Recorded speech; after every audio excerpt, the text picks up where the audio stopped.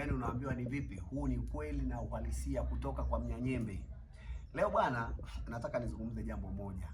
Unamkuta sasa huyo ni kijana sasa. Tunazungumzia kwa wale ambao ni mashababi, vijana ambao wanataka kuingia kwenye mahusiano au kwenye ndoa.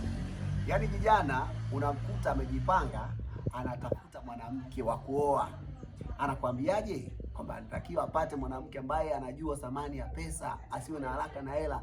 Sio mwanamke ndo kwanza umemsemesha tu hivi ameshakuelezea shida zake zote, sijui nini, huyu anaumwa, sina nini, sina hiki. Yaani mwanaume hapo sasa anagundua mwanamke sio anapenda nini? Anapenda hela. Natakiwa nitafute mwanamke ambaye ametulia, ambaye anajua kwamba hana haraka na hela, ambaye tutajenga maisha. Sasa zengwe lake sasa, mwanamke naye anaitamani kuolewa, anamvizia mwanaume ambaye anakuwa na uhakika wa kumhudumia, yani anaijua thamani yake. Yeye pale anatamani apate mwanaume ambaye anajua thamani yake, kwa maana wakishakutana tu hivi aone kwamba ni mwanaume anayemjali, amemnunulia hiki, amenunulia hiki, ndo anajua kwamba huyu ni mwanaume anayenifaa. Sasa hapo hiyo ndoa itapatikana vipi? Mwanamume anatafuta mwanamke ambaye anaheshimu pesa, hana haraka na pesa, ndo ajue kwamba huyu mwanamke ninaweza kuishi naye.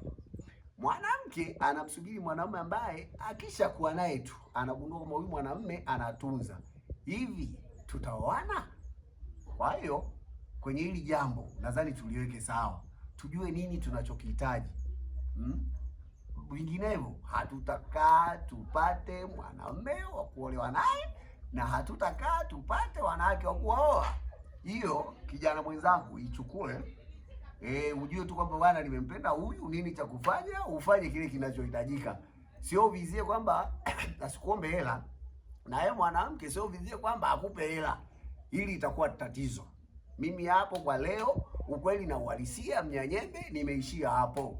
Tujue nini tunachokihitaji. Sijini hela, sijini nini, mimi hapo nimemaliza na nadhani nimeeleweka.